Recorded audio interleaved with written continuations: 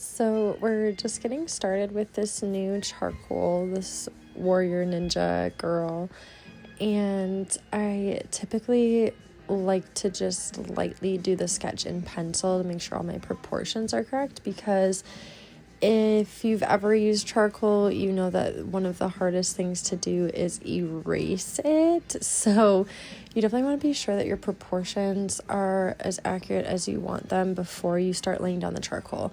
So I typically do this with my reference photo, and then if I'm being really nitpicky, you can use tools like Canva or like the grid method. So you can be more precise with that. But it's definitely time to throw down some charcoal.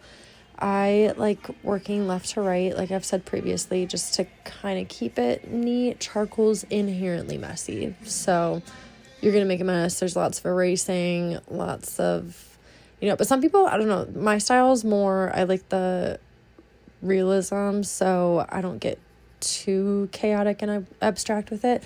But some people's style with charcoal is really sick when they kind of just let the charcoal run with it. So it's up to you. But for this one, I'm just going to stick as much to the reference photo as possible. But I always like to throw in my little twists and like personal flair to the artwork that I do.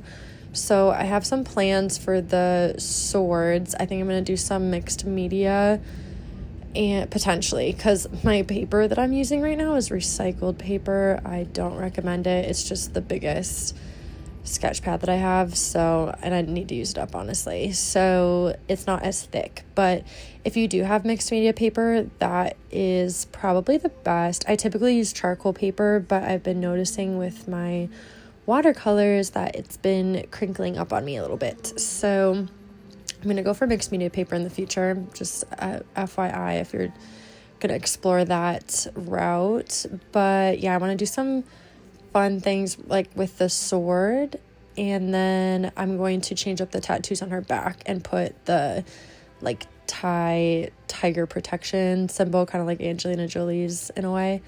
So I like to do my own little tweaking, and it usually comes to me once I start the piece. I don't really premeditate it too much, but it'll reveal itself how you can make it your own. And then I usually just get my reference photos off Pinterest, ChatGPT, my own photos. Sometimes I'll be like asking ChatGPT to take one of my own personal photos and just make it into something like mythological or whatever vibe I'm going for. So that's how I get my reference photos. I wish I could be like the artists that are just doing it from their brain, but that takes lots of practice, obviously, like maybe decades down the line. But I've heard and like been practicing that if you do certain subject matter over and over again, your brain does kind of get like muscle memory with it. So you don't need reference photos as, adamantly as you do without that.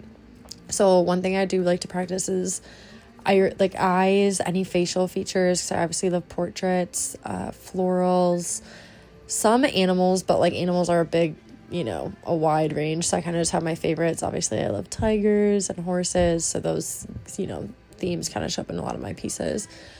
But yeah, right now we're laying down the charcoal. So if you know anything about tattooing, it's kind of like packing in ink. And I'm using the hard pencil or the hard charcoal right now. I go like hard, medium, soft, or I mostly just use the hard charcoal, to be honest. But the soft is a little darker. It's just way messier. So starting out with the hard pencil, I feel like you kind of keep your space a little neater than starting out with the soft one. This is my favorite eraser. It's the electronic one, and it just like cleans up my lines a bit. But the thing with this is it's like a normal eraser. It's not the kneaded eraser.